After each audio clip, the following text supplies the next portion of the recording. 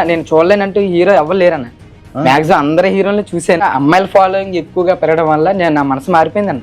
ఇండస్ట్రీలో అడుగు పెట్టాలి, నా పేరు గడగడ మోగాలి, నేనంటే 10 మందికి తెలియాలి, నన్ను చూడగానే గుర్తుపట్టి నాకు సలాం కొట్టాలి అంతే. ఇష్టంగా చేశాను అన్న. ఎప్పుడు డాన్స్ని కష్టంగా చేయలేదు.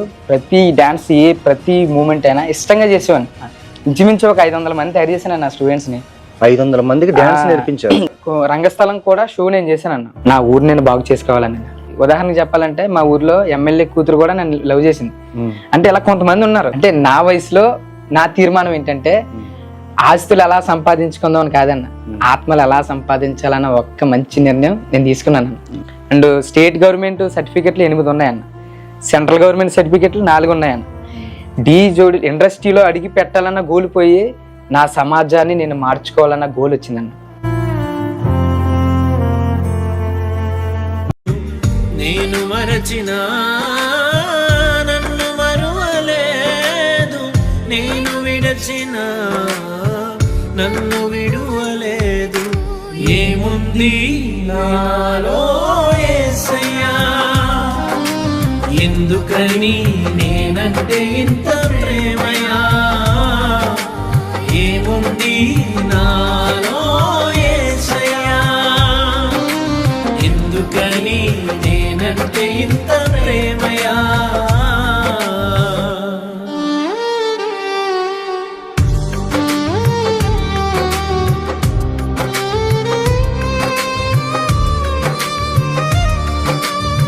ఏముంది నాలో యేసయ్యా, ఎందుకని నేనంటే ఇంత ప్రేమయా. ఏముంది ప్రైజ్ ద లార్డ్. నేను మీ తమ్ముడు జోషిని. ఇప్పుడు మన మధ్య బ్రదర్ మధు గారు ఉన్నారు. Praise Lord brother. Praise Lord అన్న. ఈయన సీనియర్ జోడీలో అనేకమైన పర్ఫార్మెన్స్ చేస్తూ అలాగే సినిమా ఫీల్డ్లో కూడా డ్యాన్స్గా ప్రదర్శనలు చేసిన ఈ బ్రదర్ జీవితం, అంటే ఈ బ్రదర్ సాక్ష్యం టర్నింగ్ పాయింట్ ఏంటో తెలిస్తే చాలా ఆశ్చర్యంగా ఉంటుంది. క్రైస్తవ కుటుంబంలో పుట్టి నామకార్థంగా జీవిస్తూ సినిమా ఫీల్డ్లోకి అలాగే జోడీ డ్యాన్స్ ఫీల్డ్లోకి వెళ్ళి ఏ విధంగా నిజమైన దేవుని తెలుసుకున్నారో తన మాటల్లోనే మనం తెలుసుకుందాం. Praise Lord brother. Praise Lord అన్న. నిజంగా మిమ్మల్ని చూస్తే నాకు చాలా సంతోషంగా ఉంది. మిమ్మల్ని కలవడం కూడా నాకు చాలా సంతోషం అన్న. మీ సాక్ష్యము చూస్తున్న వీక్షకులు కూడా మీ సాక్ష్యము పంచుకోమని కోరుచున్నాను. థ్యాంక్ యూ అన్న. Praise the Lord. చక్కగా నాకు దేవుడు ఎంత గొప్ప అవకాశాన్ని ఇస్తాడని నేను ఊహించుకోలేదు. ఫస్ట్ గుంటా దేవునికి ఈ అవకాశం ఇచ్చినందుకు దేవునికి వందనాలు చెల్లించుకుంటున్నాను.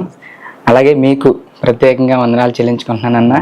అంత దూరం నుంచి నిజంగా ఇక్కడికి రావడం చాలా సంతోషం. మిమ్మల్ని కలవడం కూడా చాలా సంతోషం అన్న. నేను అసలు డీలో ఉండి అసలు బయటికి ఎలా వచ్చానంటే అసలు ముందులో నా జీవితం ఎలా ఉండేది కాదన్న. ఫస్ట్ లో నేను ఒక పేరు సంపాదించుకుందాం, అందరికీ నేను తెలియాలని చెప్పి డాన్స్ ని చూస్ చేసుకోవడం జరిగిందన్న. ఎందుకంటే డాన్స్ అంటే అందరికి ఇష్టం. సో నేను డాన్సర్గా ఉన్నప్పుడు అన్న చాలా కష్టపడేవాడిని. అంటే చిన్నతనం నుంచి డాన్స్ అంటే మీకు ఇష్టం అండి? చిన్నతనం నుంచి కాదండి, కరెక్ట్గా కాలేజ్ ఇంటర్ కంప్లీట్ అయింది అప్పుడు నాకు డాన్స్ అంటే ఇష్టమైంది. అది కూడా ఒక అమ్మాయి నన్ను ప్రేమించి వదిలేసింది, మోసం చేసింది. అప్పుడు ఆ అమ్మాయిని ఎలాగన్నా నా దగ్గరికి రప్పించుకోవాలని డాన్స్ ని చూస్ చేసుకోవడం జరిగిందండి. ఓకే. అయితే మీరు క్రైస్తవ కుటుంబంలోనే జన్మించారని నాతో వ్యక్తిగతంగా పంచుకున్నారు. Just 1 or 2 minutes me family background ఎలా ఉండేవారు ఏంటి 2 మాటల్లో చెప్తారా? తప్పకుండా. మా మమ్మీ పేరు లక్ష్మి గారన్న. నాకు 3 అన్నయ్యలు అన్న, లక్ష్మణ్, శ్రీను అండ్ రాజేష్ అన్న. నేను లాస్ట్, అందరికన్నా లాస్ట్ అన్న. మా డాడీ గారి పేరు అప్పారావు అన్న. అయితే మా డాడీ గారు చనిపోయారన్న. ఇది మా బ్యాక్గ్రౌండ్ అన్న. నాది పైక్రోపేట అన్న, అనకాపల్లి డిస్టిక్ పైక్రోపేట అన్న. అయితే నేను ఎప్పుడైతే డాన్స్ ని చూస్ చేసుకున్నానో ఫేమస్ అవుద్దామని నా కోరిక అన్న. ముందు నేను అందరికీ తెలియాలి, 10 మంది నా కోసం చెప్పుకోవాలి, ఎక్కడికి వెళ్ళినా నాకు ఒక రెస్పెక్ట్ లేదా గౌరవం కావాలి అన్న ఉద్దేశంతో. దట్టు ఇంకో అమ్మాయి నాకు మోసం చేసిందని చెప్పాను కదన్నా, ఆ అమ్మాయి నా దగ్గరికి రావాలి, నేను ఆ అమ్మాయి దగ్గరికి వెళ్ళడం కాదు, ఆ అమ్మాయి నా దగ్గరికి రావాలని నేను డాన్స్ని ఎంచుకున్నాను అన్న. ఎంచుకొని ఎంతగా కష్టపడ్డానంటే ప్రతిరోజు ప్రాక్టీస్ అన్న, ఉదయం సాయంత్రం వదలలేదన్న.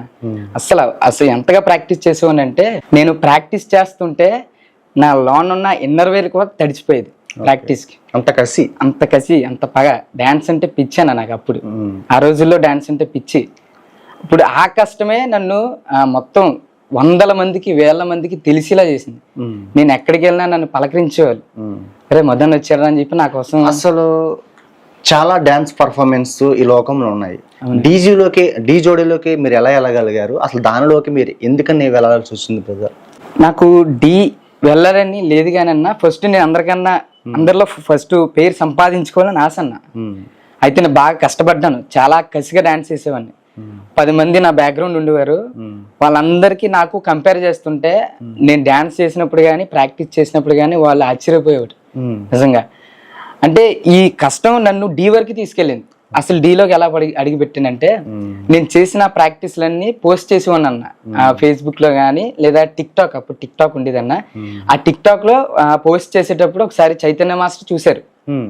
చైతన్య మాస్టర్ చూసి, తమ్ముడు నీకు ఎలాగా నీ డాన్స్ నేను చూశాను, నీ కష్టం నాకు అర్థమైంది, చాలా బాగా డాన్స్ చేస్తున్నావు, నీకు డీలో అవకాశం ఇస్తానని చెప్పి నన్ను కాల్ చేసి డీ వరకు తెప్పించారని. చైతన్య మాస్టర్? అవునన్న, చైతన్య మాస్టర్. ఆయన ద్వారానే నేను డీకి వెళ్ళాను. అయితే కాల్ చేసి అక్కడికి వెళ్ళిన తర్వాత, డీలోకి వెళ్ళిన తర్వాత నేను ప్రాక్టీస్ చేసేవాడిని, అందరితోనే ప్రాక్టీస్ చేసేవాడిని. అయితే నేను కంటెస్టెంట్కి ఈక్వల్గా చేసేవాడిని అని చెప్పి అందరూ చెప్పుకునేవారు. కంటెస్టెంట్ అంటే మిడిల్లో వేస్తారు కదన్నా డ్యాన్స్, అప్పుడు కొత్తలో మిడిల్లో వేస్తారు కదా. అంటే వాళ్ళకి మిగతా బ్యాక్గ్రౌండ్ డాన్సర్లకి తేడా ఏంటంటే, అందరికి డాన్స్ వచ్చు కానీ ఫ్లిప్స్ రావు, బీబోయింగ్ అంటారు దాంట్లో. ఫ్లిప్స్ రావు. ఆ ఫ్లిప్స్ ఎవరైతే వేస్తారో వాళ్ళకి కంటెస్టెంట్ అయ్యే ఛాన్స్ ఉంటది. సో ఆ ఫ్లిప్స్ నేను నేర్చుకున్నాను అన్న. ఫ్లిప్స్ లో 2 టైప్స్ ఉంటాయి అన్న. ఒకటి ఫ్లోర్ లో వేస్తారు, అంటే నేల మీద ఒకటి వేస్తారు. ఇంకోటి హెయిర్ లో వేస్తారు, అంటే పైన గాల్లో తిరుగుతారు. అవన్నీ వచ్చి డాన్స్ ఈ 3 వచ్చినోడు నిజంగా కంటెస్టెంట్ అయ్యే ఛాన్స్ 100% ఇచ్చేస్తారని ఈజీగా వాళ్ళే తీసుకుంటారు. సో ఆ 3 నేర్చేసుకున్నాను నేను. అంటే డీకి వెళ్ళక ముందే నేను నేర్చేసుకున్నాను. అంటే అంత పిచ్చి డాన్స్ అంటే నాకు చాలా అంటే చాలా ఇష్టం అన్న. నేను ప్రాక్టీస్ చేస్తున్నప్పుడు కానీ, నా బాయ్స్ తో ప్రాక్టీస్ చేస్తున్నప్పుడు కానీ, మేము ప్రాక్టీస్ చేస్తుంటే మా హీట్ కి ఎదురుగుంటా అద్దం ఉంటది కదన్నా, ఆ అద్దం కూడా ఆవిరి పట్టేసింది. ఆవిరి పట్టేస్తున్న టైంలో నేను వెళ్ళి ప్రాక్టీస్ అని పేరు రాసి ఉంది దాని మీద. అంత హార్డ్ వర్క్ చేసేవాడిని. ఒకసారి అన్న నేను ఎక్కువగా ప్రాక్టీస్ చేసేది అక్కడ అంటే ఆ గడ్డి ఉంటది కదన్నా, ఆ గడ్డిలోనే ఎక్కువగా ప్రాక్టీస్ చేసేవాడిని. చాలా దారుణంగా చేసేవాడిని, చాలా దెబ్బలు తగిలిని. ప్రతిరోజు ఒక నొప్పితో పడుకునేవాడిని, ప్రతిరోజు రోజుకి ఒక నొప్పితో పడుకునేవాడిని. చాలా హార్డ్ వర్క్ చేసిన. కొన్ని సార్లు అయితే భోజనం కూడా తినలేదు, కొన్ని సార్లు అయితే రాత్రి 1 గంట 2 కూడా అయింది. అయినా ప్రాక్టీస్ వదిలో అని కాదు. కొన్ని ఫ్లిప్స్ రావన్న, ఒక్కొక్కసారి సరిగ్గా రావు. ప్రాక్టీస్ చేస్తున్నప్పుడు ఇలా ఫ్లిప్స్ వేసి ఇలా రౌండ్ గా తిరిగి ఇలా పడాలి. అది వామ్ మూమెంట్స్ అంటారు. ఎక్కువ డీ జోడీలో కంటెస్టెంట్లు వాళ్ళు వేస్తారని. ఈ వామ్ మూమెంట్స్ ఎప్పుడైతే వేస్తున్నానో అప్పుడు ఒకసారి సరిగ్గా రాలేదు. స్ట్రైట్ గా ఇలా గిర్రం తిరిగి స్ట్రైట్ గా ఇసుకలో ఇలా ముఖమే పడిపోయినాను. మొత్తం చిన్న చిన్న పిచ్చులన్నీ ఎగిరిపోయి నా ముఖం మీద. అప్పుడు ఆ దెబ్బతో ఇంకా కసి పుట్టిందన్న. ఎలాగన్నా ప్రాణం పెట్టాలి, డాన్స్ కి ప్రాణం పెడితేనే నేను దాంట్లో ఛాన్స్ కొట్టగలను, ఇదే నాకు ఆఖరి అవకాశం అన్నట్టుగా నేను ప్రాక్టీస్ చేసేవాను ప్రతి విషయంలోని. అయితే కరోనా టైంలో బ్లాక్ చేసినప్పుడు నాకు ఇంకా అదే గుర్తుకొస్తుంది.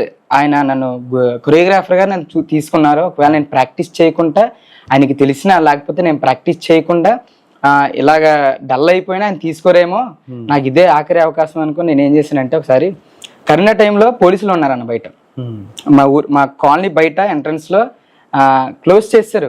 మొత్తం గేట్లు వేసి ఎవరు బయటకు వెళ్ళడానికి వీల్లేదు. అక్కడ బోర్డు కూడా రాశారు, అవతల వాళ్ళు ఇవతలకి రాకూడదు, ఇవతల వాళ్ళు అవతలకి వెళ్ళకూడదు అని బోర్డు కూడా రాశారు. నేను ఏం చేశానంటే, ఆ టైంలో నాకు ప్రాక్టీస్ అంటే పిచ్చి కదన్నా. ఈ గేట్ ఏదైతే ఉందో ముళ్ళు కంచెల గేటు, దాన్ని అటు పోలీసులు కనిపించలేదు, ఇటు మా ఊరి పెద్దలు కనిపించలేదు. ఎవరికి తెలియకుండా తెల్లవారుజామున 4 గంటల కన్నా లేచి ఆ బొక్కల్లోంటి దూరి ఆ పోలీసులు ఉంటే ఆ పోలీసులు తెలియకుండా వెళ్ళి గోడ దూకి, నేను ఎక్కువగా ప్రాక్టీస్ చేసేదని పార్క్ అన్న. మా ఇంటి ఎదురుగుంటా కొంచెం ఆ దూరంలో పార్క్ ఉంటుందన్న. ఆ పార్కులోకి ఎవ్వరు రారు. ఆ పార్కు క్లోజ్ అయిపోయింది అన్న, కానీ ఆ పార్కులోకి ఎవరు రారు. ఇప్పుడు వరకు ఏ డ్యాన్స్ మాస్టర్లతో మీరు కలిశారు, ఏ పర్ఫార్మెన్స్ చేశారు, మీ అభిప్రాయాలు చెప్తారా బ్రదర్? నేను ఫస్ట్ టైం అయితే మన చైతన్య మాస్టర్తో చేశాను అన్న, తర్వాత చిట్టి మాస్టర్తో చేశాను, ఆ తర్వాత మన అభి అన్న ఉంటారు కదన్నా, అభి అన్నతో కూడా చేశానన్న. అభి అన్నతో అయితే వాళ్ళు సాంగ్ తో డూ ఇట్ ఛాన్స్ వచ్చిందన్న నాకు. అయితే కంటెస్టెంట్ కన్నా నేను బాగా చేశానని చెప్పి నన్ను డల్ చేశారన్న. నన్ను బ్యాక్గ్రౌండ్ కింద తోసి ఇంకా జనాల్లో కలిపారు. మన డీ జోడీ మహేష్ అన్న మీకు తెలుసు కదన్నా, అంటే వాళ్ళ టీంలో నేను చేసినప్పుడు మేము విన్నర్స్ అన్న. మేము వైజాగ్ టీము, మాదే విన్నర్, ఆ కప్ మాదే. అప్పుడు అన్నిటితోనే ఆ టీంలో చేసి మేము ఫస్ట్ ప్లేస్ కొట్టేసాం. ఫస్ట్ ప్లేస్ కొట్టేసి యశ్వంత్ మాస్టర్ కూడా నాకు పరిచయం అన్న. ఎక్కువగా అయితే నాకు చైతన్య మాస్టర్ ఇష్టం అన్న. ఎందుకంటే ఆయన ద్వారా నేను వెళ్ళాను కాబట్టి ఆయనతో ఎక్కువ స్పెండ్ చేసేవాడిని, ఆయనతోనే ఎక్కువ ఉండండి. ఒకసారి ప్రాక్టీస్ చేస్తుంటే పడిపోయినాను ఒకసారి. అది హెయిర్ ఫ్లేర్ అని చెప్పి ఒకటి ఉంటుంది అన్న, గాల్లో తిరుగుతారు. అది వేద్దామని చెప్పి ప్రాక్టీస్ చేస్తానంటే మన ఏపీలో ఎవరికి రాదని అది నేను ఎలాగైనా సాధించుకోవాలని చెప్పి కసితో చేశాను. ఫస్ట్ గుంట వచ్చింది నాకే, తర్వాత మిగతా వాళ్ళకి నన్ను చూసి అందరూ నేర్చుకున్నారు. అయితే దాని ప్రాక్టీస్ మీద ఒకసారి చేస్తుంటే అన్న ఈప్ మీద ఒకసారి పడిపోయాను అన్న. ఎత్తు నుంచి ఈప పడిపోయినప్పుడు ఇక్కడ పడిన సౌండ్ ఇంచుమించు ఒక 100 meters ఆ సౌండ్ వినిపించిందని. ఎలా వినిపించిందని చెప్పగలనంటే అక్కడున్న ఆయన నేను పడినప్పుడు చూసాను నాకేసి. అంటే సౌండ్ వినిపించి ఆ పడిన శబ్దం వల్ల ఆయన తిరిగి చూసాడంటే అప్పుడు అర్థమైంది, బాబోయ్ ఇంతగా ప్రాక్టీస్ చేస్తున్నాను నేను అని చెప్పి. అంటే నేను ఇష్టంగా చేశాను అన్న, ఎప్పుడు డాన్స్ ని కష్టంగా చేయలేదు. ప్రతి డాన్స్ ప్రతి మూమెంట్ అయినా ఇష్టంగా చేసేవాడిని. నాలో ఉన్న స్టైల్ ఏంటంటే నేను నేర్పించేటప్పుడు ఎవరికైనా అన్న ఈ స్టెప్ చాలా కష్టంగా ఉంది అన్న అంటే అదే నేర్పించేవాడిని. ఇది వచ్చే వరకు వదలకూడదని చెప్పి అదే పట్టి నేర్పించేవారు అన్న. ఇంచుమించు ఒక 500 మంది తయారు చేశాను నా స్టూడెంట్స్ ని. 500 మందికి డాన్స్ నేర్పించారు స్కూల్లో, కాలేజ్లో అండ్ అదర్వైజ్ ఇంచుమించు ఒక 500 మంది. ఇప్పుడు నేను నేర్పించిన ఒక 4 అబ్బాయిలు 5 అబ్బాయిలు డీలో కూడా చేస్తున్నారు. దాంట్లో ఒక అబ్బాయి జీవన్ అయిన అబ్బాయి కంటెస్టెంట్ అయ్యాడు. మీరు ఇలా డీ జోడీలు చేస్తూ ఉన్నారు కదా? అవునండి. ఆ మూమెంట్ లో మీరు క్రైస్తవులు అన్నారు కదా, అప్పుడు మీరు చర్చికి ఏమైనా వెళ్ళేవారండి? లేదండి, అప్పుడు వేదు. అంటే పై భక్తి అన్నప్పుడు నాకు పెద్దగా తెలియదు. డాన్స్ తర్వాత ఏదైనా అంతే, డాన్స్ తర్వాత ఏదైనా. ఫస్ట్ డాన్స్ ప్రాణం, తర్వాత మిగతాది. చర్చ్ కూడా పెద్ద ఇంపార్టెన్స్ ఏం ఇవ్వలేదు అన్నప్పుడు. నాకు అసలు దేవుడు అంటే నాకు ఎవరో తెలియదు అన్న ఫస్ట్ లోని. నామకార్థం అంటే నామకార్థం. నేను ఎక్కువగా షోలు చేసేవాడిని. అంటే డీ షో కన్నా బయట ఈవెంట్స్ ఉంటాయి కదన్నా, ఆ ఈవెంట్స్ ఎక్కువగా చేసేవాడిని. నైట్ ఈవెంట్లు ఎక్కువ. ఇంచుమించు ఒక 10,000 మంది ఉండేవారన్న. వాళ్ళందరి ముందు మేము పర్ఫామ్ చేయాలంటే నిజంగా చాలా హార్డ్ వర్క్ చేసి వాళ్ళ ముందు చూపించాలి వాళ్ళకి. షో అయిపోయిన తర్వాత కూడా మా ఊళ్ళందరూ భోజనం చేసేవారు, నేను ఒక్కనే స్టేజ్ మీద ప్రాక్టీస్ చేసేవాడిని. భోజనం చేయకుంటే నేను ఒక్కనే హెయిర్ ఫ్లేర్ అని చెప్పి, కార్ స్క్రూలు అని చెప్పి, ఇవన్నీ ఫ్లిప్స్ లో టైప్స్ అన్న. అసలు ఈ ప్రాక్టీస్ అంతా ఏ స్థాయి వరకు మీరు వెళ్ళాలని అనుకున్నారు? నాకు ఇండస్ట్రీలో అడిగి పెట్టాలని అది నా కోరిక. Cinema field? అవునన్న, సినిమా ఫీల్డ్. ఇండస్ట్రీలో అడుగు పెట్టాలి, నా పేరు గడగడ మోగాలి, నేనంటే 10 మందికి తెలియాలి, నన్ను చూడగానే గుర్తుపట్టి నాకు సలాం కొట్టాలి, అంతే. ఇది నా గోల్. అంటే ఇండస్ట్రీలో నాకు లోకానుసారంగా ఉన్నప్పుడు నా జీవితం యొక్క గోల్ ఇది. ఫుడ్ గుర్తొచ్చేది కాదు, తల్లిదండ్రులు గుర్తొచ్చేవారు కాదు, ఇంకెవ్వరు గుర్తొచ్చేవారు కాదన్న. నా గోల్ ఒకటే, ఇండస్ట్రీలో అడిగి పెట్టాలి, మంచి పేరు కొట్టాలి. ఈ గోల్లో ఉంటున్న సమయంలో అప్పటికి నాకు పెద్దగా అలవాట్లు లేవన్నా, చెడు అలవాట్లు. ఎప్పుడైతే డాన్స్ ఫీల్డ్ లో అడిగి పెట్టానో అప్పుడు నాకు అలవాటు అయిందన్న. ఎలా అలవాటు అయిందంటే, నేను డాన్స్ చేస్తున్నప్పుడు ప్రతి అమ్మాయి నాకు మెసేజ్ చేసేవాడు, మధు నువ్వు చాలా బాగా డాన్స్ చేస్తున్నావు, నిజంగా నీ డాన్స్ చూసి నేను ఫిదా అవుతున్నాను, నిజంగా చాలా అంటే చాలా నువ్వు నాకు నచ్చబడినట్లుగా. ఒక అమ్మాయి తర్వాత ఒక అమ్మాయి, ఒక అమ్మాయి తర్వాత ఒక అమ్మాయి. ఎందుకంటే నేను అప్లోడ్ చేసేవాడిని అన్న, సోషల్ మీడియాలో అప్లోడ్ చేసేవాడిని, టిక్ టాక్ లోని, అలాగే ఫేస్బుక్ లోని, యూట్యూబ్ లో కూడా అప్లోడ్ చేసేవాడిని. అంటే నాకు తెలియకుండానే నేను రీచ్ అయిపోయాను. అంటే నా ఫోకస్ అంతా హార్డ్ వర్క్ మీద పెట్టుకున్నాను అన్న. ఎంతగా హార్డ్ వర్క్ మీద పెట్టుకున్నాను అంటే మీకు అర్థం అవ్వాలి, నేను ప్రాక్టీస్ చేస్తుంటే నాకు కడ్డైరా తడిచిపోయిందంటే అంత హార్డ్ వర్క్ అన్న. సో అంత హార్డ్ వర్క్ లో నా యొక్క స్కిల్ అందరికి అర్థమైపోయింది. ప్రతి అమ్మాయి మెసేజ్ చేయడం, ఎంతమంది అమ్మాయిలు పరిచయం అయ్యారంటే అన్న, నిజంగా నేను అమ్మాయిలను కూడా డివైడ్ చేశాను అన్న. చాలా మంది దూరం నుంచి ప్రతి అమ్మాయి కూడా నాకు కాల్ చేసేవారు, మాట్లాడేవారు, మెసేజ్ చేసేవారు. అందరు ఈ విధంగా నాకు ఇష్టపడేవారు, నా డాన్స్ ని ఇష్టపడేవారు, నన్ను కూడా ఇష్టపడేవారు. నేను ఎలా సేవ్ చేసుకున్నానంటే వాళ్ళ కాంటాక్ట్ లో ఇప్పుడు దివ్య టిక్ టాక్, అలాగే దేవి టిక్ టాక్, అలాగే టిక్ టాక్ లో ఎవరైతే పరిచయం అయ్యారో వాళ్ళందరి టిక్ టాక్ అని పేరు పెట్టి వాళ్ళ సొంత పేరు పెట్టేవాడిని. అయితే తర్వాత ఫేస్బుక్ లో అన్న కొంతమంది నాకు బాగా ఇష్టమైన వాళ్ళు ఉన్నారనుకున్నా, వాళ్ళకి బేబీ అని సేవ్ చేసేవాడిని. ఇప్పుడు అనిత బేబీ లేదా తేజు బేబీ అని చెప్పి బేబీలందరినీ సేవ్ చేసేవాడిని. ఇంకా బాగా ఇష్టమైన వాళ్ళ పేర్లు బంగారం పెట్టుకునేవాడిని. వాళ్ళ పేర్లు కూడా సేమ్ ఇలాగే, అంటే వాళ్ళ పేర్లు పెట్టి పక్కన బంగారం అనే పేర్లు ఉన్న వాళ్ళందరూ నాకు బాగా ఇష్టమని, బేబీ అనే వాళ్ళందరూ నాకు కొంచెం ఇష్టమని, ఇంక ఈ విధంగా సేవ్ చేసేవాడిని. ఒక్కసారి మీరు అప్పుడు ఆ రోజుల్లో నా ఫోన్ ఓపెన్ చేసి బేబీ అని టైప్ చేస్తే 100 లిస్ట్ వస్తుందండి. నిజంగా 100 లిస్ట్. ఇంకా బేబీ అనే పదం మీద 100 లిస్ట్ ఉంటే, ఇంకా బంగారం అనే పేరు మీద 100 ఉంటాయి, ఇంకా ప్రతి పేరు మీద 100 అండి. ఎందుకంటే అంతలాగా నాకు అమ్మాయిలు అట్రాక్ట్ అయ్యేవారు, నన్ను చూసి ఇష్టపడేవారు, బయటికి కట్ట రమ్మనేవారు. ఇంకా నాకు ఇష్టం ఉండేది కాదు వాళ్ళతో చాట్ చేయడం, ఆ వరకు ఎంతలో పెట్టాలో అంతవరకు పెట్టడం. అది ఫస్ట్ లో. ఓకే. తర్వాత ఇంకా అమ్మాయిల ఫాలోయింగ్ ఎక్కువగా పెరగడం వల్ల నా మనసు మారిపోయిందన్న. ఎంతగా మారిపోయిందంటే ప్రతి అమ్మాయితో మాట్లాడాలి, ప్రతి అమ్మాయితో చాట్ చేయాలి. ఒకసారి ఏం జరిగిందంటే అన్న, నైట్ టైము ఒకేసారి 4 అమ్మాయిలు కాల్ చేశారన్న. అప్పుడు మాట్లాడేవాడిని, ఎక్కువగా చాట్ చేసేవాడిని. అంటే ప్రాక్టీస్ అంతా అయిపోయిన తర్వాత నైట్ టైంలో చాట్ చేసేవాడిని అన్న. 12 గంటలకు స్టార్ట్ చేసేవాడిని. చాట్ చేసి తెల్లవారుజాము 4 అయిపోయింది వాళ్ళందరితో చాట్ చేసి కంప్లీట్ చేయాలంటే. ఒకేసారి 4 అమ్మాయిలు కాల్ చేస్తారన్న. వాళ్ళ నలుగురిని నేను మేనేజ్ చేయలేక చచ్చిపోయినా. ఒకరి తర్వాత ఒకరు నలుగురిని మేనేజ్ చేసి డౌట్ రాకుండా వాళ్ళ నలుగురిని కవర్ చేస్తున్నాను. అలాగా ఆ రోజుల్లో అలా ఉండేవాడిని అన్న. ఎక్కువగా అమ్మాయిల ఫాలోయింగ్ ఎక్కువ అన్న. ఎక్కడికి వెళ్ళినా నన్ను గుర్తుపెట్టేవారు బాగా. ఎక్కువగా మన తుని నుంచి వైజాగ్ నుంచి ఇటు సైడు హైదరాబాద్ వరకు మాక్సిమం సగం మందికి కొంచెం ఐడెంటిఫై అన్నాను ఆ రోజుల్లో. ఇప్పుడైతే అందరూ మర్చిపోయారన్న నన్ను. ఎందుకంటే నేను దేవుణ్ణి నమ్ముకోవడం వల్ల డాన్స్ ని విడిచిపెట్టేసాను కదన్నా, అందుకు అందరూ నన్ను మర్చిపోయారు. అయితే ఎంత మంది అమ్మాయిలు అంటే నిజంగా వాళ్ళందరితోనూ ఫోన్ మాట్లాడేవాడిని.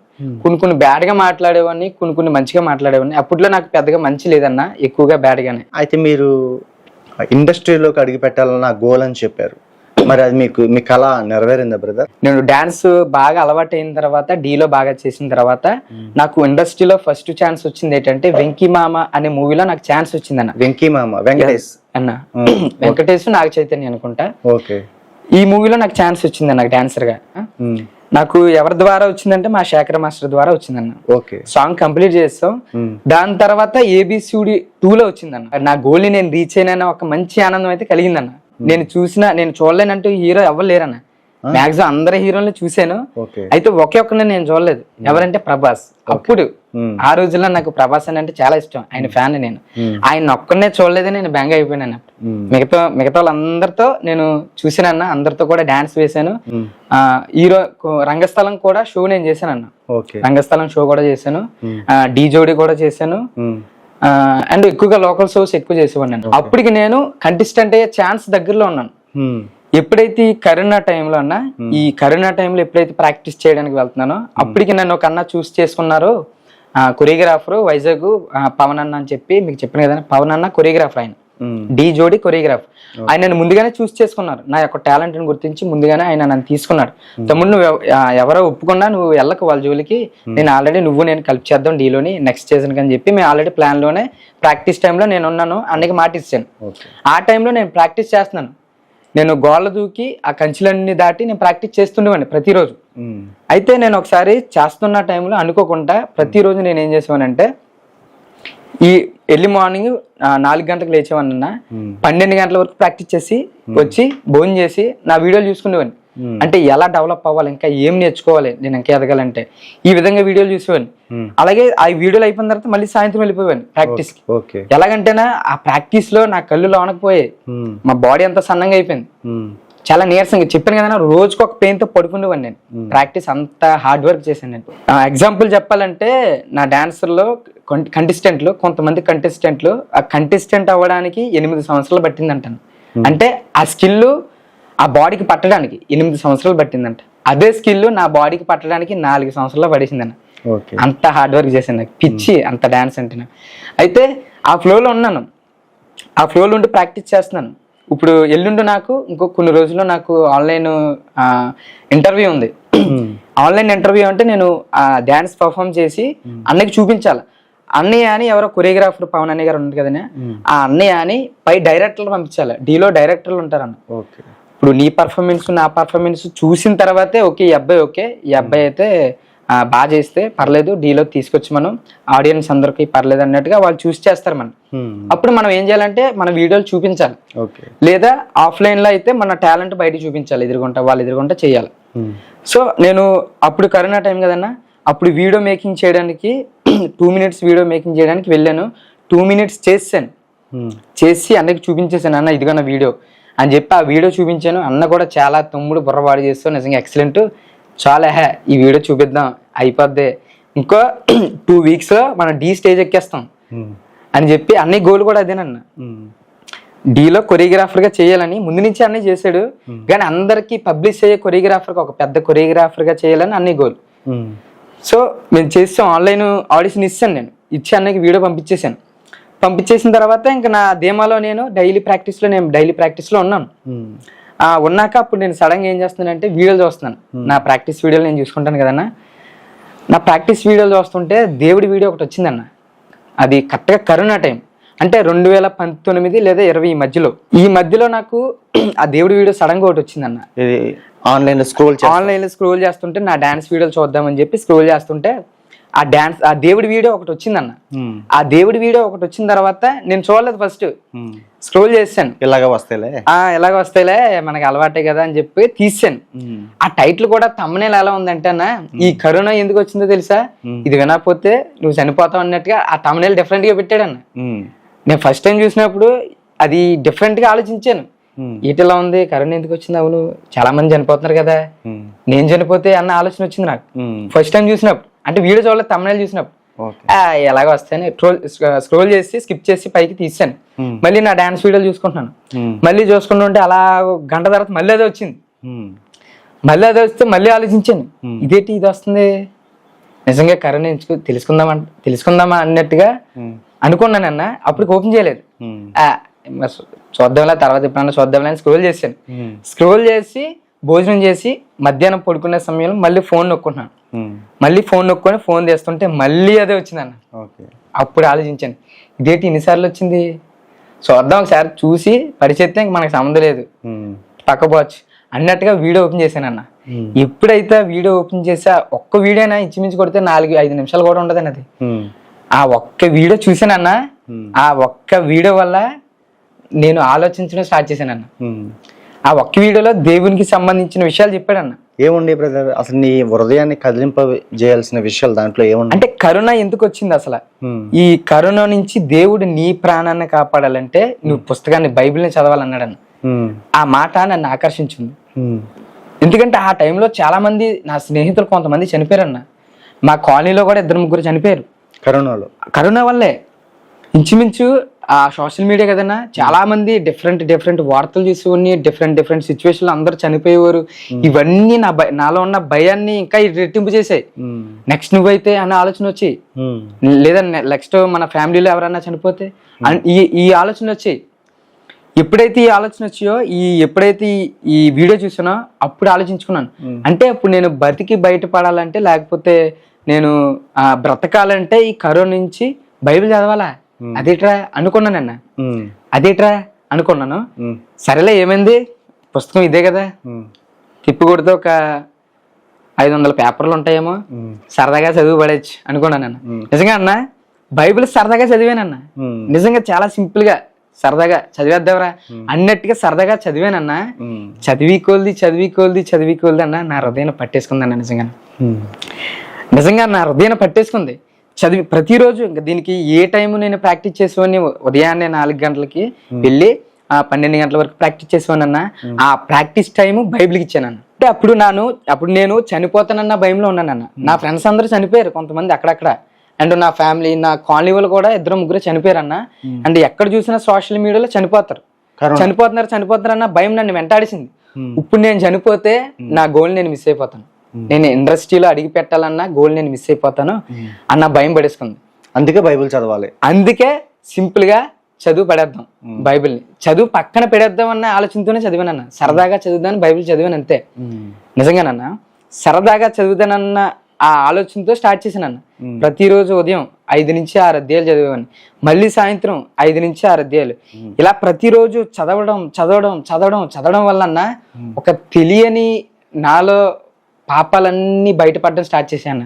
నేను చేసిన పాపాలన్నీ, నేను మా గర్ల్స్ తో ఎంతమందితో చాట్ చేశాను. అప్పటికి నాకు డ్రింక్ అలవాటు కూడా జస్ట్ అప్పుడే అయిందన్న. నాకు పెద్దగా అలవాట్లేదు, కానీ మా స్నేహితుల వల్ల డ్రింక్ అలవాటు కూడా నేను చేసుకున్నాను. అది గుర్తుకొచ్చింది. నా స్నేహితులతో ఎంతమందితో చాట్ చేసినా ఇవన్నీ గుర్తుకొచ్చినాయి. ఇంకా కొన్ని పర్సనల్ ప్రాబ్లమ్స్ వల్ల కొన్ని పర్సనల్స్ చేసిన సిన్స్ అన్ని గుర్తుకొచ్చి డాన్స్ గోల్ని పక్కన పెట్టేలా చేసిందన్న. నిజంగా ఈ బైబిల్ ఎంతగా నేను బైబిల్ చదివానంటే అన్న, చిన్న సందర్భం నేను చెప్తానన్నా. ఎంతగా నేను బైబిల్ చదివానంటే నాకే తెలియలేదు. ఒకసారి ఆహారం చనిపోతాడన్న. ఆహారం చనిపోయినప్పుడు అన్న, చనిపోయాడే అబ్బా అన్నట్టుగా నేను బాధ అయిపోయిన ఆ రోజు. అంటే అప్పటి వరకు నేను ఎలా ఇమేజిన్ అయ్యానంటే నేను ఇస్రాయేల్తో ఒక మెంబర్నే, నేను ఆ జనాంగంలోనే వెళ్తున్నాను. సముద్రం దాటింది వాళ్ళతో కూడా నేను దాటాను. నా నాయకులు అవ్వాలంటే మోషే గారు, అహరోను, వాళ్ళే నా నాయకులు, వాళ్ళే నా గురువు గారు, నేను వాళ్ళు ఫాలో అవ్వాలి అని చెప్పి ఈ బైబిల్ ఎక్కడి నుంచి ఎక్కడి వరకు చదివానో అదంతా నేను ఇమాజిన్ చేసుకున్నాను. అంటే ఉదయం సాయంత్రం అలా చదవడం వల్ల ఒంటరిగా చదివానన్న. అంటే ఒక గదిలో ఒంటరిగా ప్రతిరోజు ప్రార్థన చేసుకునేవాడిని, అదే గదిలో ఒంటరిగా బైబిల్ చదివేవాడిని. ఈ ఒంటరితనమే నన్ను బైబిల్లోకి ఇన్వాల్వ్ చేసింది. నువ్వు కరుణ కదన్నా అప్పుడు బయటకు పంపించలేదు, ఆ టైంలో కూడా నేను ఒంటరిగానే బైబిల్ చదివాను. ఈ ఒంటరిగా చదవడం వల్ల నేను ఏం చేశానంటే ఇప్పుడు బైబిల్ చదవడం వల్ల నేను ఇన్వాల్వ్ అయిపోయాను బైబిల్లో. ఇదేట్రా అహరోను గాని చచ్చిపోయారు, ఇదేట్రా సడన్ గా అని చెప్పి నేను డల్ అయిపోయిన. ఆ రోజు ఫుడ్ కూడా సరిగ్గా తినలేదు.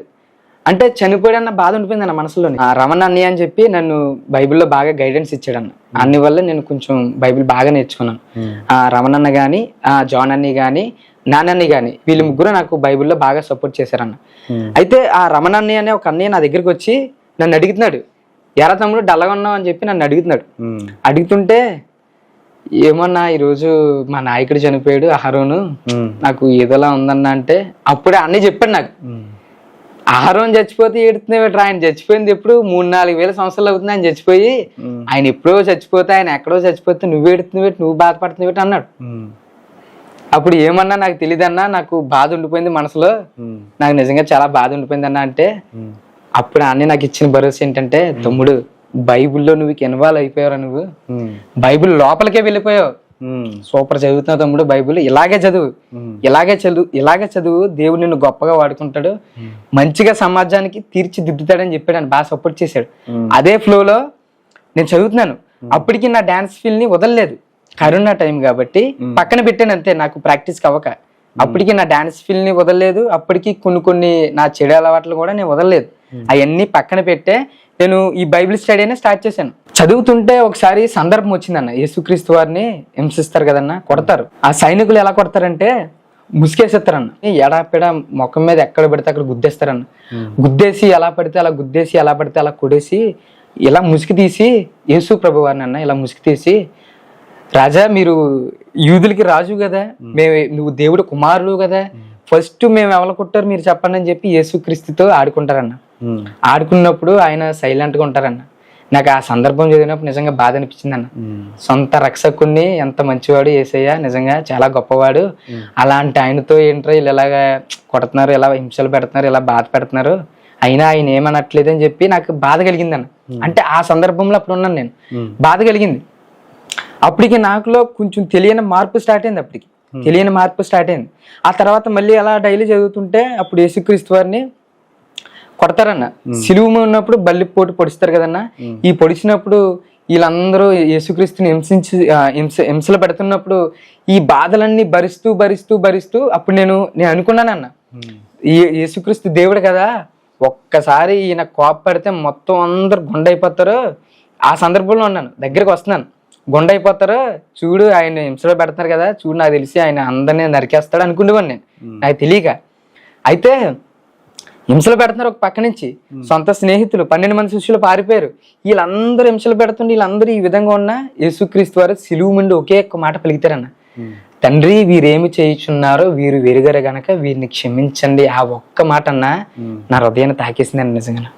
అక్కడే నేను మనస్ఫూర్తిగా మారిపోయానన్న.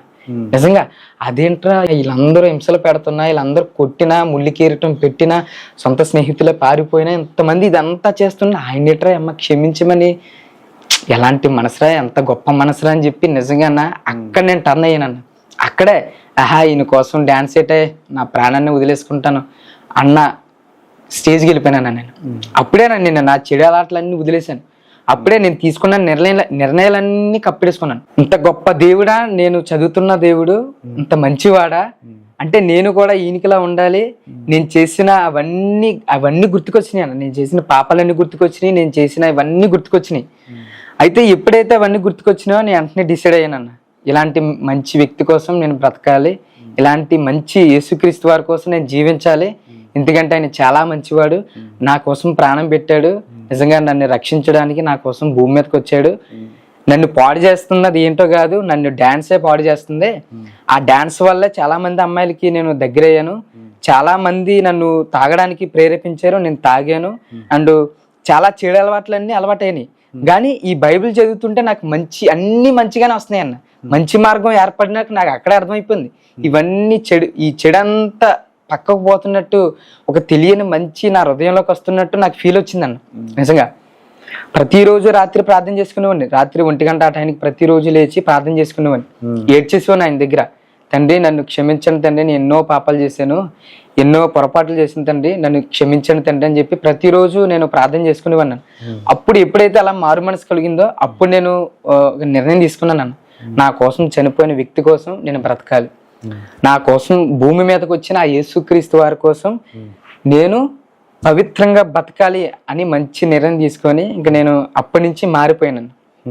ఎప్పుడైతే మారిపోయానో ఈ మారిపోయానన్న విషయం కొద్ది రోజుల్లోనే మొత్తం అందరికీ తెలిసిపోయిందన్న. ఇప్పుడు నేను ఫేమస్ అవ్వడానికి ఇంచుమించు 3-4 సంవత్సరాలు పట్టిందన్న అందరికీ తెలియడానికి. కానీ నేను మారిపోయినన్న ఒక్క విషయం 3 రోజులు పట్టిందని అందరికీ తెలియడానికి. ఎక్కడికి వెళ్ళినా నాకు ఫోన్ చేసేవారు, ఇది మారిపోయావంటరా, ఏదో మతం పుచ్చుకున్నావంట. ఎక్కడికి వెళ్ళిపోయినా నేను ఎక్కడున్నా నాకు ఇదే, అందరూ కమ్మగొట్టేవారన్న.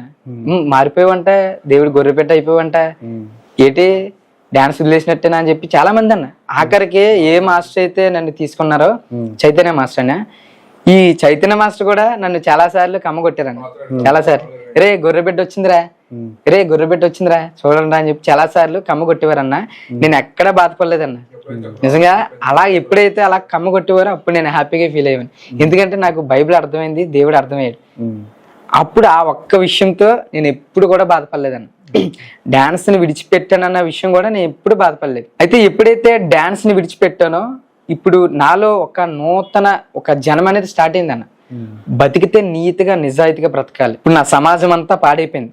మా ఊర్లో అన్న ఒక 5-6 సంవత్సరాల క్రితం ఒకడే ఉండేవాడు అన్న, గంజాయి కాల్చేవాడు. ఒకరు లేదా 2 ఉండేవారు. ఇప్పుడు 30 మంది పైన దాటేశారన్న. ఎక్కువ మా ఊర్లో సారా వ్యాపారాలు జరుగుతాయి అన్న. ఆ కాలనీ అంతా చెడిపోయిందన్న. దేవుడికి చాలా దేన స్థితిలో ఉన్నారు, దేవుడికి చాలా దూరంగా ఉన్నారు, అందరూ చెడిపోయారు. ప్రతిరోజు ఏదో గొడవ ఉంటుంది, ప్రశాంతత ఉండదు ప్రతిరోజు. అయితే నేను మారిన తర్వాత ఫస్ట్ తీసుకున్న గోల్ ఏంటంటే అన్న, నా ఊరిని నేను బాగు చేసుకోవాలని. ఆ యూత్ ని ఎవరైతే గంజాయి కాల్స్తున్నారో, ఎవరైతే డ్రింకింగ్ చేస్తున్నారో, ఎవరైతే స్మోకింగ్ చేస్తున్నారో వీళ్ళందరినీ నేను మార్చుకోవాలన్న. అలాగే సారా వ్యాపారం ద్వారా మా వాళ్ళు చాలా మంది చనిపోయారన్న. దాంట్లో మా డాడీ కూడా ఉన్నారన్న. మా డాడీ చనిపోయాడన్న. మా చుట్టుపక్కల కృష్ణ బాబాయ్ అని చెప్పి, అంకుల్స్ అని చెప్పి చాలా మంది మా చుట్టుపక్కల అందరూ చనిపోయారన్న, ఓన్లీ సారా ద్వారానే. ఒక ఆయన అండి తాగిన మత్తులో వెళ్ళి పట్టాలేమో పడుకున్నాడండి. పడుకుంటే ట్రైన్ వచ్చి ఎక్కేసిందండి. ఇంకో ఆయన తాగిన మత్తులో హైవే దాడుతున్నప్పుడు వచ్చి వ్యాన్ కొట్టేసింది. ఈ సారా వల్ల చాలా మంది చనిపోతున్నారు. నేను మార్చుకుంటే నేను మారాల్సింది నా సమాజాన్ని, నా కాలనీ నేను మార్చుకోవాలి. అది నా పెద్ద గోల్ పెట్టేసుకున్నాను. నా గోల్ అనేది క్రిస్టియానిటీలోకి వచ్చిన తర్వాత జోడి ఇండస్ట్రీలో అడిగి పెట్టాలన్న గోల్ పోయి నా సమాజాన్ని నేను మార్చుకోవాలన్న గోల్ వచ్చిందన్న. సమాజాన్ని అంతా మార్చుకోవాలి, నా కాలనీని ఫస్ట్ మార్చుకోవాలి, నా యూత్ అందరినీ బాగు చేసుకోవాలి, సారా వ్యాపారాలు లేకుండా వాళ్ళందరినీ దేవునికి దగ్గరగా చేసి ఒక ఏదైనా తోటలో ఎలా ఉంటే బాగుంటుందో పచ్చని పార్క్ లా ఉండాలన్న మా కాలనీ అంతా. దేవుని యొక్క రాజ్యాన్ని అలా ఉండాలన్న, దేవుని యొక్క రాజ్యాన్ని స్థాపించాలి. ఒక ఏదైనా వనంలో సంతోషంగా ఎలా ఉంటారో కుటుంబాలు అలా తయారు చేయాలన్న నా గోల్ అన్నది. అంటే నేను మారిన తర్వాత అన్న కొరియోగ్రాఫర్ అని చెప్పాను కదన్నా, పవన్ అన్న అని చెప్పి కొరియోగ్రాఫర్ అన్న, డీజోడి కొరియోగ్రాఫర్ అని కాల్ చేశారు. కాల్ చేసి తమ్ముడు నువ్వు సెలెక్ట్ అయిపోయావు, డీలోని కంటెస్టెంట్ గా సెలెక్ట్ అయిపోయావు, నువ్వు రెడీ అంటే మెయిన్ హీరోగా. అవునన్న, సెంటర్ లో నువ్వు సెలెక్ట్ అయిపోయావు తమ్ముడు, నువ్వు రెడీ అయిపో అన్నాడు అన్న. అన్నకి తెలియని విషయం ఏంటంటే నేను మారిపోయిన అన్న విషయం అన్నకి తెలియదట. అప్పటికి దేవుడు నాలోకి వచ్చేసాడు, నా హృదయాన్ని అంతా మార్చేశాడు, చెడితనాన్ని అంతా తీసి ఒక దేవుడు ఒక మంచి హృదయాన్ని నాకు ఇచ్చాడు అన్న విషయం అన్నకి తెలియదు. అన్నయ్య నా కోసం సంబరపడిపోతున్నాడు అన్నయ్య. కానీ నా ఆనందం ఏంటంటే నేను మారాను, ఒక గొప్ప విషయం, ఒక మంచి దేవుణ్ణి తెలుసుకున్నాను అన్న విషయంలో నేనున్నాను.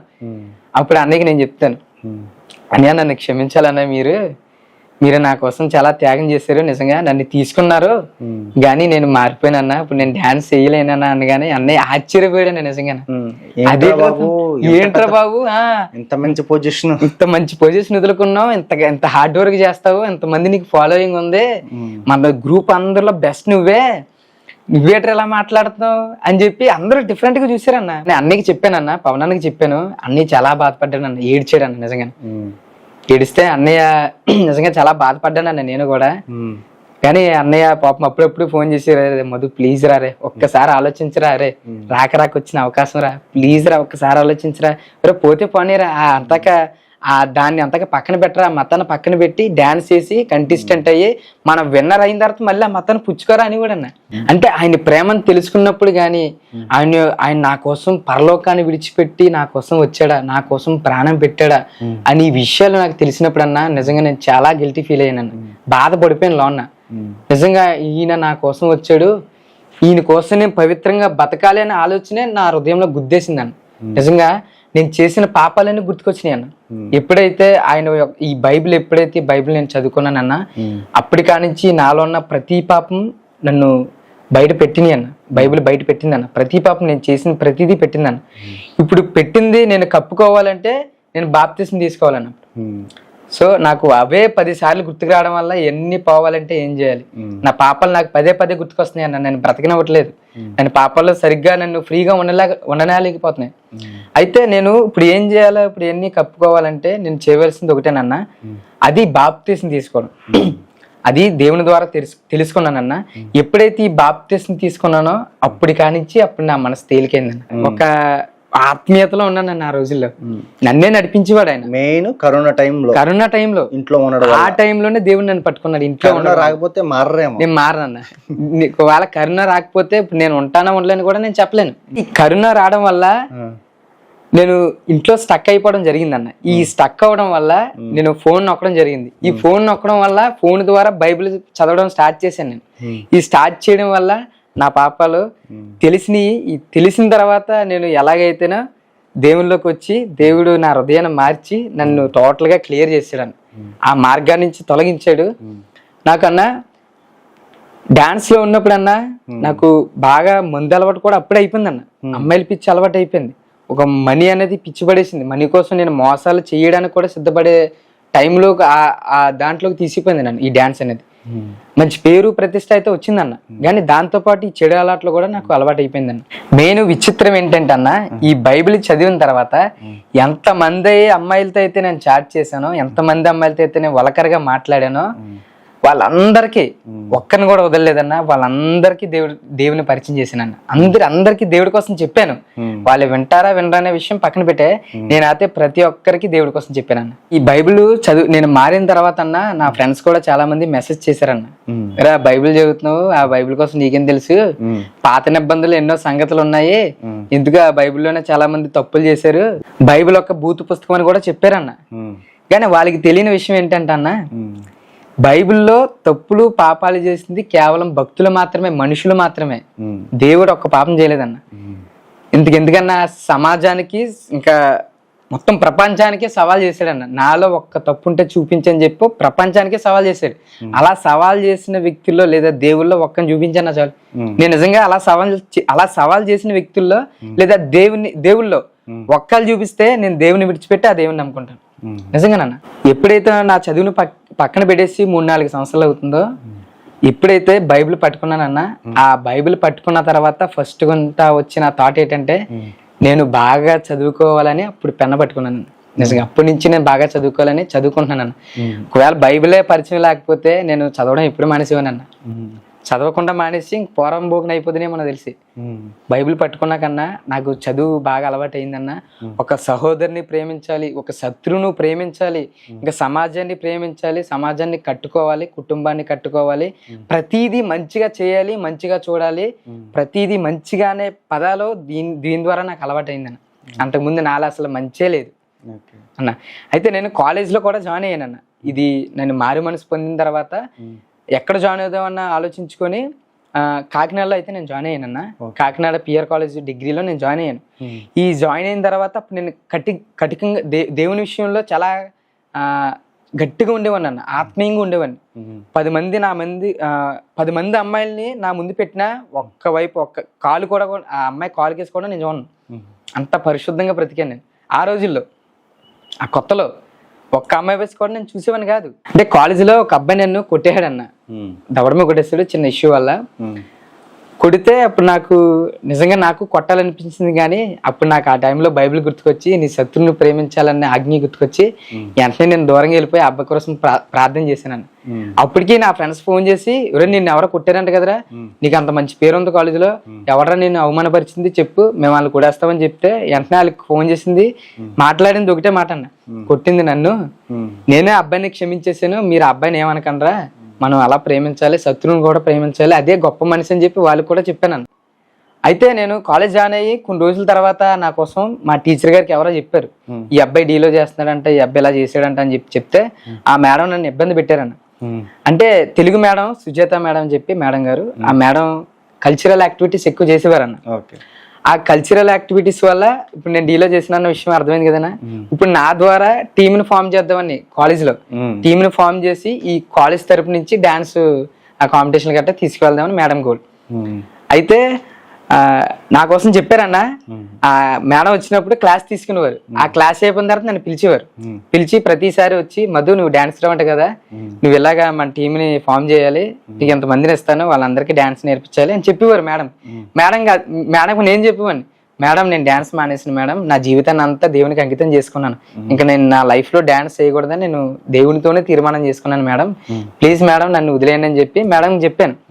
మేడం మరి ఆ మాటలు మేడంకి ఎలా అర్థమైనా తెలియదు, కానీ మేడం ప్రతిరోజున తెలుగు సబ్జెక్ట్ చెప్పడం, సబ్జెక్ట్ అయిపోయిన తర్వాత లాస్ట్ లో పిలిచి అడగడం, మధు ప్లీజ్ మధు నేర్పించు మధు, మనకి ఎలాగా నాక్ ఉంది మధు, ప్లీజ్ మధు నేర్పించు మధు అని చెప్పి మేడం అడిగేవారు. నేను ఇదే మాట, మేడం ప్లీజ్ మేడం నేను నేర్పించలేను, నా జీవితాన్ని దేవుడికి అంకితం చేసుకున్నాను, నేను డాన్స్ చేయకూడదని చెప్పి దేవుడితోనే తీర్మానం చేసుకున్నానని చెప్పి మేడం చెప్పాను. ఇలా ప్రతిరోజు ఇంచుమించు అన్న 1.5 years నన్ను మేడం బతిమాలుకున్నారన్న.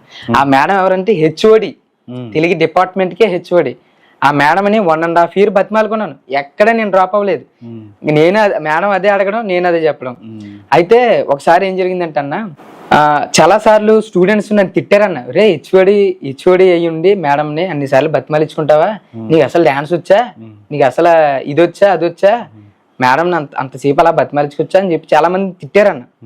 తర్వాత ఇదే విషయం సార్లు కూడా తెలిసింది, ఇలాగా ఒక అబ్బాయి మేడంని బతిమాలించుకుంటున్నాడు, హెచ్ఓడిని ఇన్ని నెలల లెక్క నుంచి బతిమాలించుకుంటున్నాడు అని తెలిసాక కొంతమంది సార్లు కూడా నా దగ్గరికి వచ్చి తిట్టారన్న.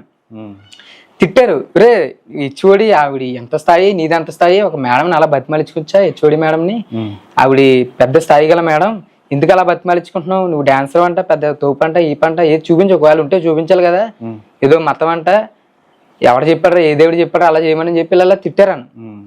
ఇది నా దేవుడి వరకు వెళ్ళిందన్న, అది నాకు నచ్చలేదు, ఎందుకంటే నా ద్వారా ఆగిపోతే నేను వదిలేదు, కానీ నా దేవుడి వరకు వెళ్ళినప్పుడు నాకు బాధ కలిగిందన్న.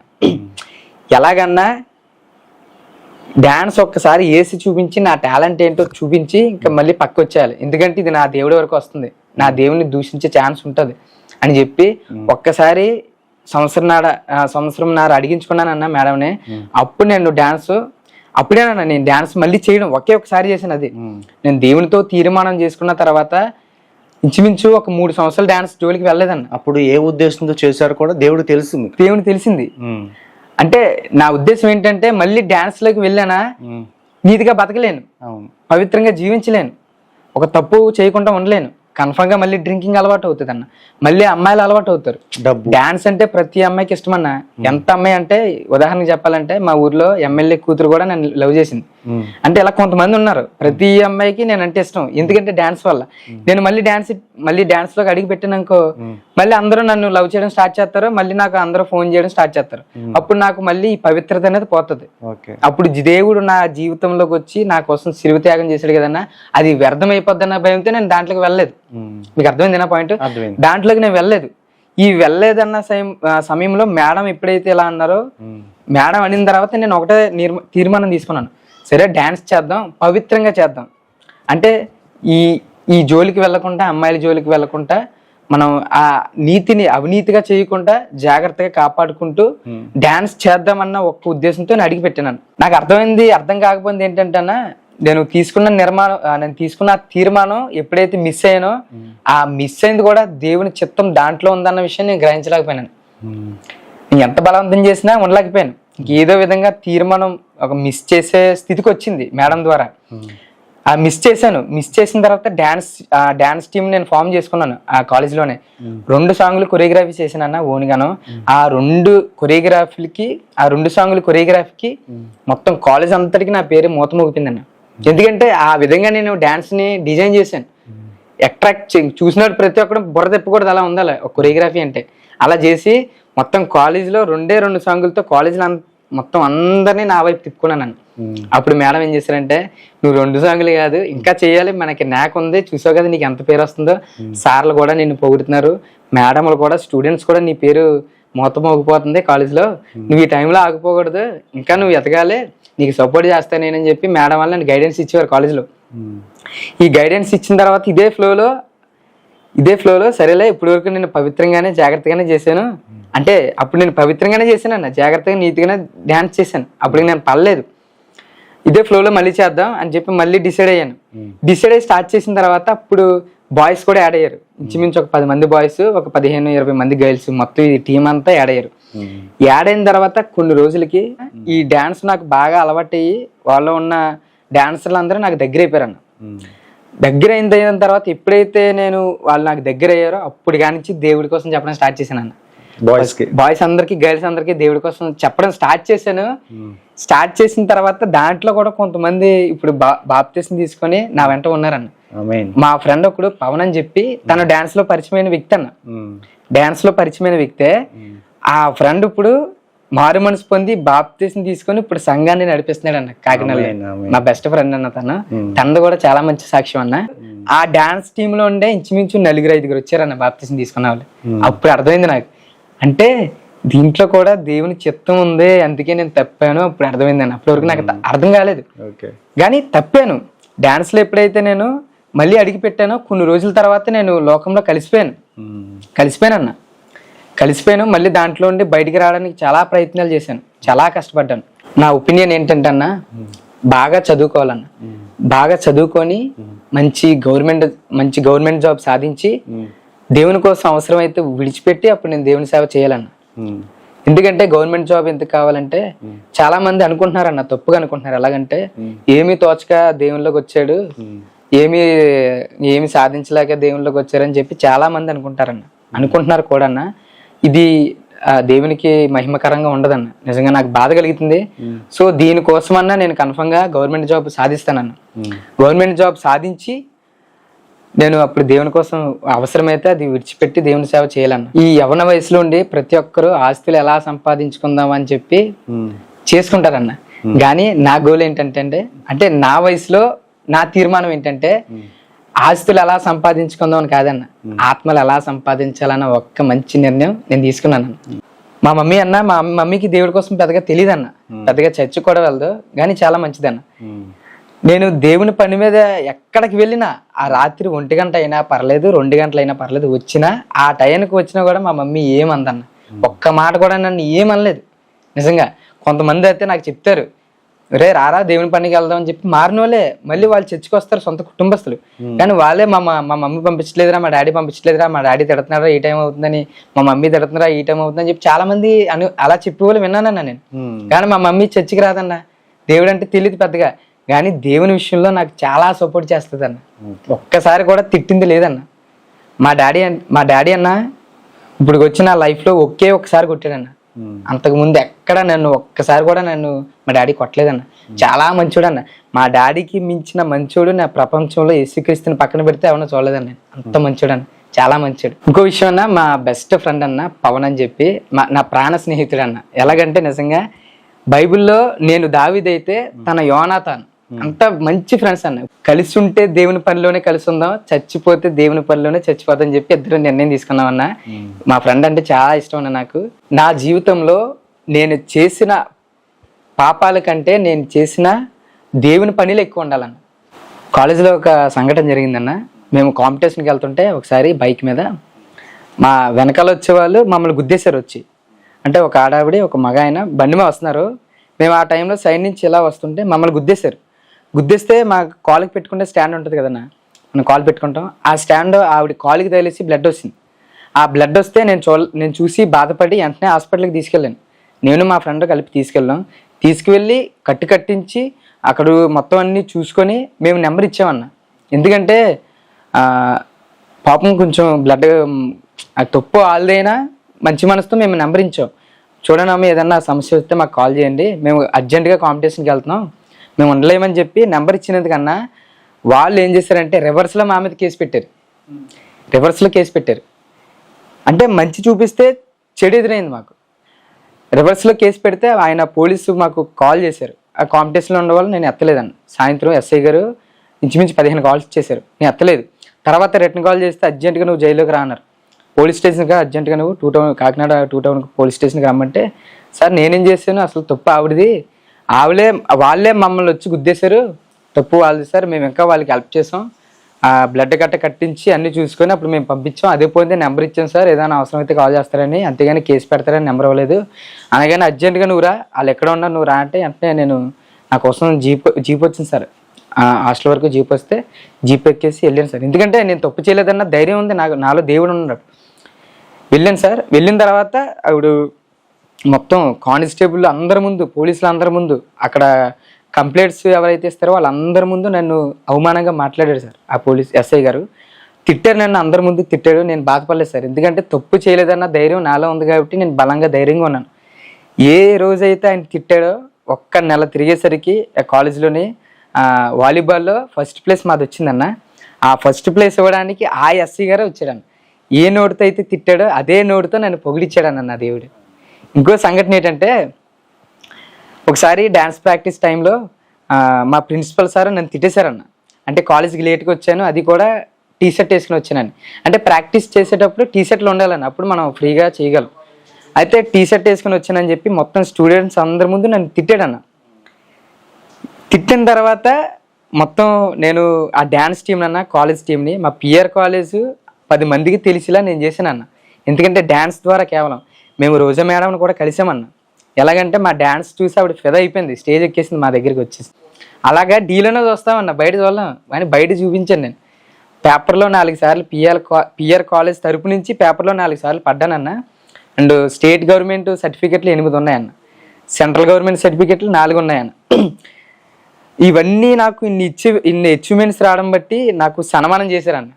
ఆ సన్మానం చేసిన వ్యక్తి ఎవరు అనుకుంటున్నా, మా ప్రిన్సిపలే. ఏ రోజైతే తిట్టాడో, ఏ మాటతో అయితే నన్ను పలా రకాలుగా నన్ను అందరి ముందు తిట్టాడో వాళ్ళకన్నా ఎక్కువ ముందు నన్ను పొగిడాడన్న. పొగిడి నన్ను సన్మానం చేశాడన్న. అప్పుడు నిజంగా అన్న నాకు ఒక సాటిస్ఫాక్షన్ వచ్చిందన్న. దేవుడు ఆ సాటిస్ఫాక్షన్ బెలి ఇచ్చాడన్న. అద్భుతం అన్న. నిజంగా దేవుడు మన జీవితంలో ఉంటే అన్న ఎన్నన్నా సాధించగలమన్న, ఏదన్నా చేయగలమన్న. శత్రువుల ముందే దేవుడు తల ఎత్తుకునేలా చేస్తాడు, శత్రువులను కూడా దేవుడు మిత్రులుగా చేస్తాడు, తిట్టిన నోరుతోనే పొగిడిలా చేస్తాడు. ఆయన బాగుంటుందని నా స్టైల్. అందుకే నాకు యేసుక్రీస్తు అంటే చాలా ఇష్టం అన్న. ప్రస్తుతానికి మీరు ఏం చేస్తున్నారు బ్రదర్? ఇప్పుడు నేను ఎంఏ సోషియాలజీ చదువుతున్నానన్న. విజయనగరంలో చదువుతున్నాను, సెంట్రల్ ట్రైబ్ యూనివర్సిటీ కాలేజ్ అన్న, యూనివర్సిటీ. ఈ రోజులోనండి నిజంగా ప్రతి యవనస్తుడికి లేదా పిల్లలకి లేదా పెద్దవాళ్ళకి ఒక మంచి మార్గాన్ని చూపించేది బైబిల్ ఒకటే ప్రపంచంలో. ప్రతి ఒక్కరి జీవితంలో ప్రతి ఒక్క అలవాటు చెడిపోయిందే. ఒక్క మనిషికి మంచి అలవాటు అంటూ ఏముండవు, ఒకవేళ ఉండినా దాంట్లో చెడు అలవాట్లు కూడా ఉంటాయి. కానీ ఇవన్నిటి నుంచి, మన పాపాలన్నిటి నుంచి లేదా మన చెడు అలవాట్లు అన్నిటి నుండి బయటికి రావాలంటే ఒకే ఒక్కటండి, అది బైబిల్ ఒకటే. దీన్ని నమ్ముకుంటే మన జీవితాలు బాగుపడతాయి, మన కుటుంబాలు బాగుపడతాయి. యవనస్తులకి మరీ అద్భుతంగా ఉంటుంది. ఎందుకంటే యవనస్తులు చాలామంది తెలియక తమ జీవితాలని పాడు చేసుకుంటున్నారు. గంజాయిలని, అలాగే సినిమాలని, అమ్మాయిలని, రకరకాల పేర్లతో రకరకాల అందరూ మాసిపోయారు. చాలామంది చనిపోతున్నారు కూడా లవ్ పేరట. కానీ ఒక్కసారి యవనస్తులకి నేను ఇచ్చే ఒక సజెషన్ ఏంటంటే, ఒక్కసారి మీరు జీవితాన్ని బైబిల్కి అప్పగించి బైబిల్తో మీ నిర్ణయం స్టార్ట్ చేసి దేవునితో మీ జీవితాన్ని నడిపించారనుకోండి, నిజంగా మీ జీవితాన్ని ఒక్క మంచి షేప్లో డిజైన్ చేస్తుంది బైబిల్. దీని డిజైనింగ్ ప్రపంచంలో ఎవ్వరు చేయలేరు. అంత బాగుంటుంది, అందంగా ఉంటుంది. నిజమైన ఆనందం దీంట్లోనే దొరుకుతుంది. నేను మీ అందరికి ఇచ్చే సజెషన్ ఏంటంటే, యూత్కి ప్రత్యేకంగా ఒక్కసారి బైబిల్ని మీరు హత్తుకోండి, లేదా ఒక్కసారి మీరు యేసుక్రీస్తుని నమ్ముకోండి, లేకపోతే బైబిల్ చదవండి. మీ జీవితం అద్భుతంగా ఉంటుంది. నిజంగా చెప్పాలంటే ఒక అందమైన జీవితం దేవుడు మీ అందరికీ ఇస్తాడు.